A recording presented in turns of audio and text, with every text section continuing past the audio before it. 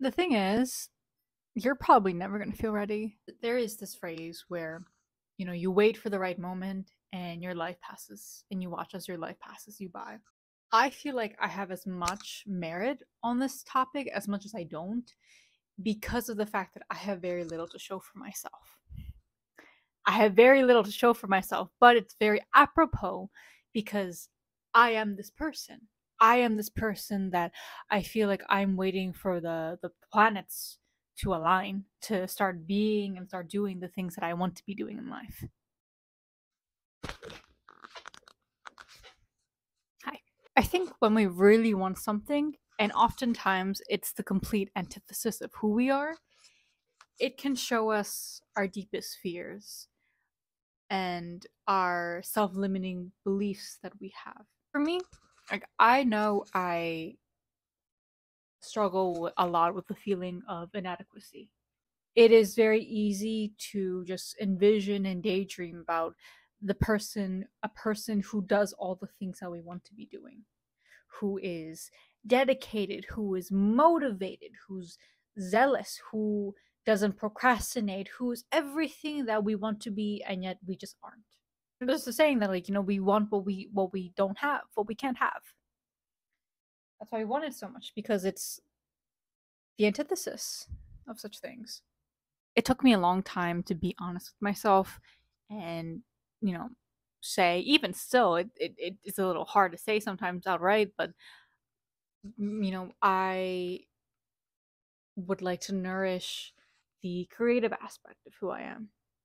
And, just sharing things with people in, multiple avenues is something that it's what I want to do with my life. As infantile as it may be, it's what I want to do. And yet, I don't do it. I conjure up every excuse in the motherfucking book to stall myself from actually doing it. Be like, oh, I need a camera, I need better equipment, I need better lighting, I need a setup, I need XYZ. Then I'll start doing it. Then I'll start being the person that I want to be. Or, things like, oh, like my house is so messy, like it's very unaesthetic, like I want things to look and be a certain way, and then I can be that person. But the thing is that even when I get all these things, I still don't do it. For example, I bought a hang on. I bought a $400 camera maybe almost a year ago. It's the Sony SV1F, I believe. I have $100 mic from Rode. I have like 3 different tripods that I have. I spend $1,500 on this PC. Well, desk, chair included, but well, let me swivel the camera here. Like it's not done, but I kind of got distracted. But I got all this. Why? Not because I needed it, but because I was like, oh, once I have this, then like I'll start doing it. The reason why I don't do these things is not because of these obstacles, these excuses that I make. It's all because of how I feel about myself as an individual. The obstacle is overcome, but I don't run the race because it was never about the obstacle in the first place. It's just the lie that I tell myself about why I'm not doing it. So we moved. But I want to talk about procrastination, daydreaming, and laziness. So I think for many of us, we live in this middle space where we're not super happy and fulfilled, but we're not miserable either. It's like we're not really content, but we're comfortable. That's, I think, the way I like to say it. And I think that's kind of, it has its pros and cons. However way we live, it has its pros and cons. But that one in particular, it can be a bit nefarious in it.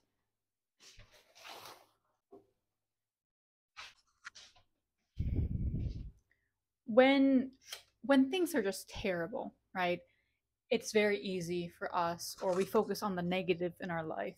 It's very easy from that to be prompted to change, to want change, to want to evoke change and act upon it. When we live in this middle ground where it could be worse, it's not the worst, but we get comfortable.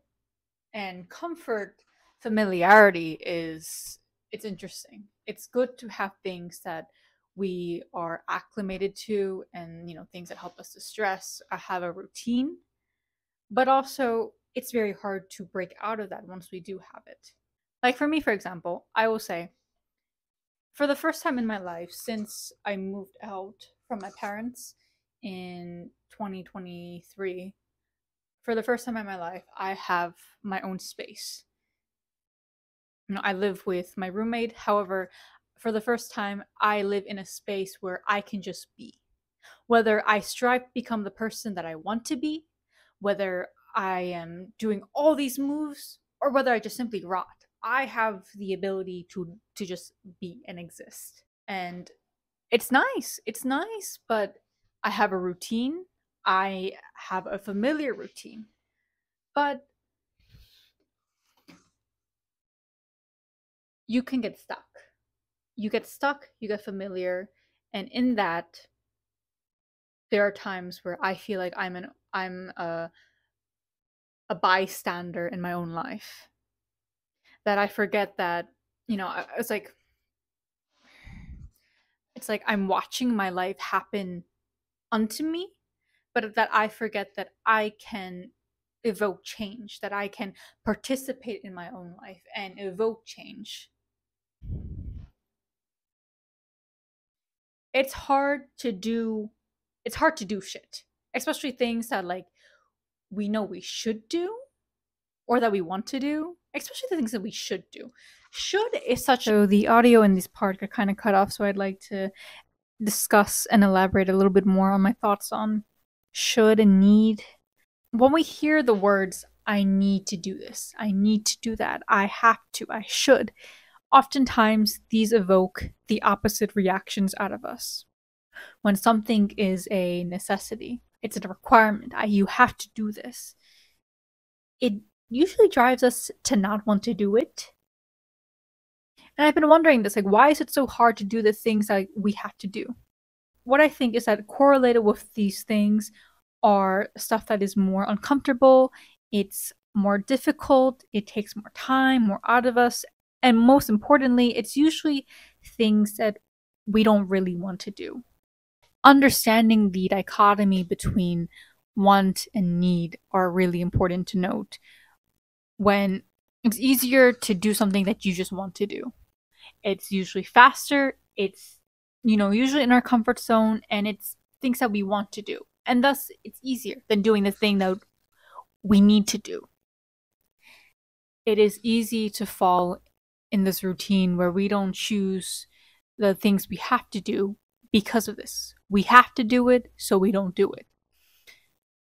And it's quite oxymoronic. We choose the easy route, the short attention span, dopamine inducer, where we choose immediate gratification because it's easier.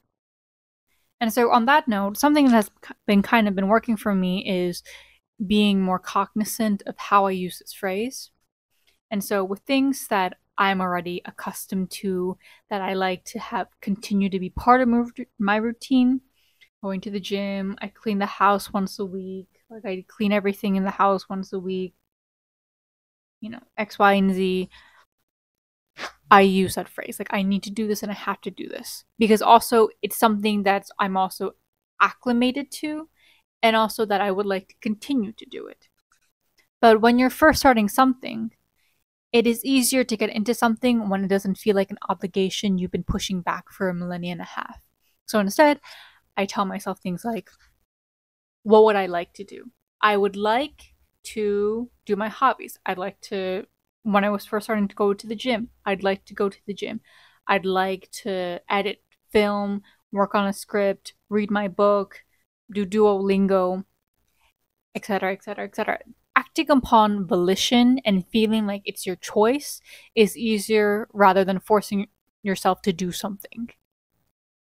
When we need to do something, when we ought to do something, we don't do it. I don't know for me if it was just because as a kid I have this like if my parent tells me not to do something, I'm more inclined to want to do the opposite. I don't know. I don't know. And that's how it is. It's hard to do shit. And it's just easy to daydream and just fantasize about this person who we want to be than actually do it. I will spend my days at work just literally in my head about this person that I want to be. And I'll be so motivated coming out of work, like, oh yeah, I'm gonna do XYZ and blah blah blah blah blah. And then I come home and I don't do fucking shit. I don't do fucking shit. And that cycle just repeats over and over and over again.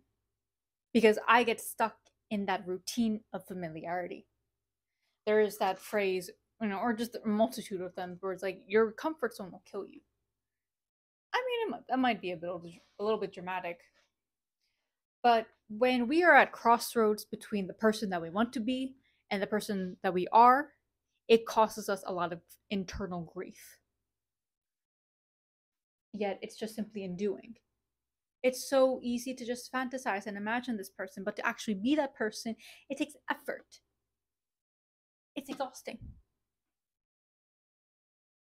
So with mental health, this is something that I also struggle with is I struggle with depression, anxiety. My mental health fluctuates. I'll have a week maybe where I feel pretty decent about myself, and the rest of the month it's everything unravels. And so my intention and my goal is to hopefully get on medication soon, uh, again, for it and see if it helps me. It's very hard to do the things that you want to do when you also struggle a lot with how you feel about yourself internally. I know for me that's created a lot of setbacks.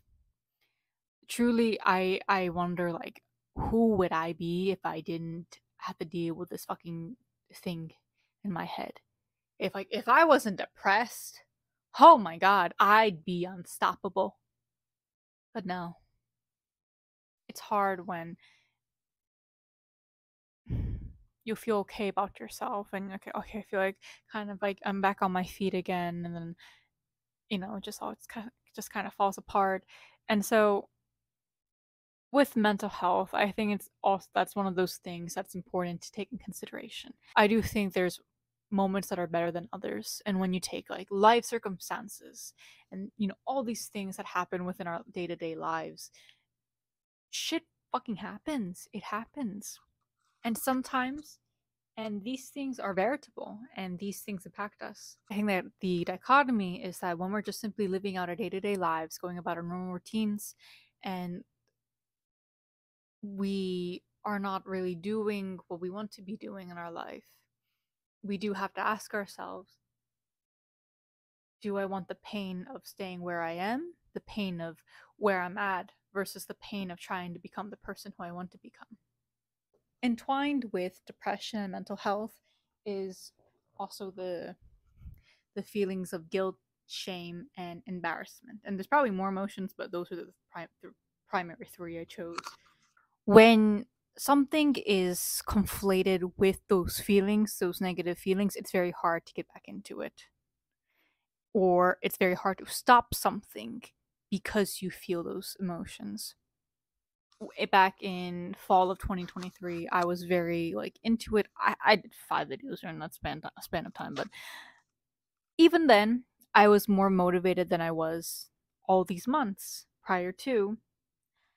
And losing that spark, and it's like, oh yeah, I'm gonna get back into it. I'm gonna get back into it, and not getting back into it, it instills that fear and that guilt of like, oh, like, can I do it?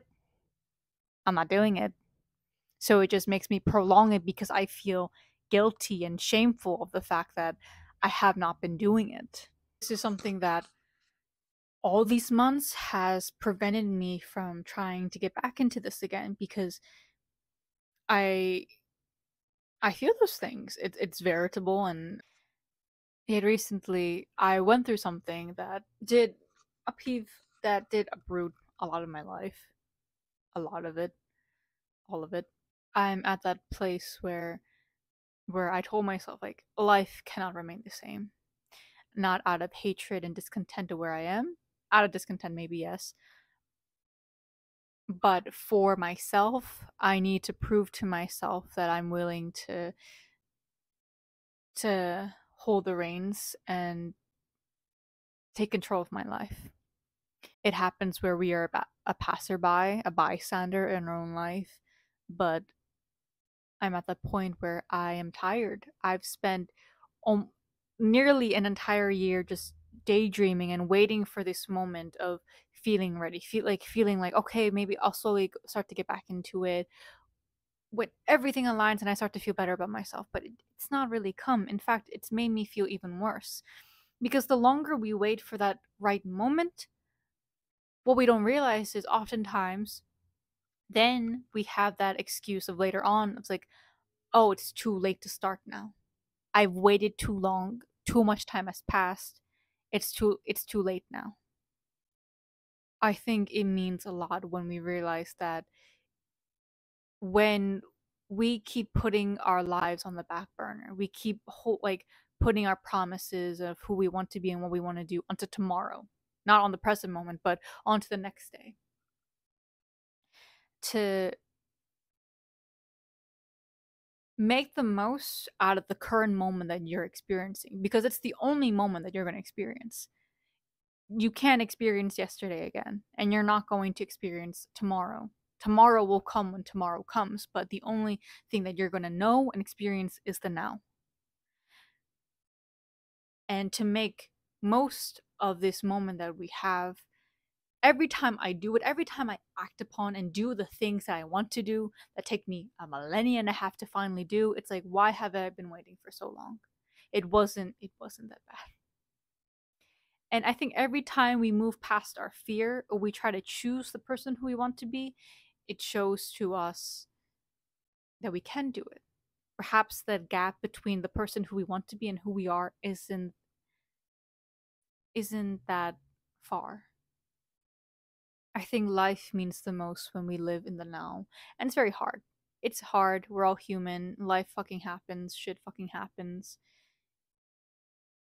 And yet, when in the moments, in those, sparse moments where we live in this current moment, where we don't wait for the right moment, it just simply happens. I think those mean a lot. And also, with starting, is understanding that even if we wait for the right moment, we have this vision of how we want things to go. The reality is that it's most likely not going to happen the way that we want it to. And that's a hard, hard lesson to accept. I've struggled with this all like near all my life. I would have all these visions and anticipations and expectations of how I wanted things to go. And every time it even slightly deviated and didn't go the way that I wanted to and planned, it destroyed me. And I'm older now and it doesn't consume me as much, yet it's still there. It's still there in different parts of my life where I hold those expectations of how I want things to go. And it sometimes prevents me from acting because I want things to go that way. Life is in our control as much as it's not in our control. And it's so easy to say these things, but it's so hard to accept. But even if, I guess the disposition that I have right now is that even if it doesn't go the way that I plan, I want to find solace in the fact that I'm trying. It may never be the right moment, but at least I would hope to look back and see that I'm trying to make this moment that moment. For some, I think it'll take time. It takes time to actually do it. It's so easy to watch those motivational videos on, getting started and, all blah, blah, blah, blah. But doing is difficult. And I don't know, like, in ways, I don't believe there's a right moment.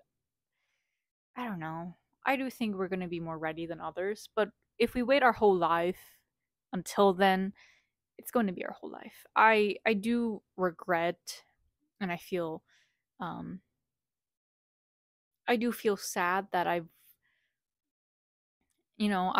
didn't really make the best of these past 8, 7 months of the year, and there's only a few months left of before the next coming year, and I don't have much to show for myself. That doesn't mean I haven't done anything, and I don't want it to diminish who I am and what I've done, but I'd like to have done more of the things that scared me. And so I guess in realization that there's only a little bit of time before 2025, I'd like to be controlled less by my fears and more of what I want to do. More of like what drives me, what sparks my soul, even if it doesn't go the way that I anticipated. I'd like to still try. I'd like to still try to become the person that I want to be, even if it goes horribly wrong or nothing works out. I think there is meaning in trying. And so, even if I don't even know if I'm going to edit this or post this, but just the simple fact that, I got up, I did this, I have a lot of fun honestly in doing this, and I would hope I continue it, but I'm here right now. I'm here right now. And while it's here, it's here. So, in time. Be kind to you.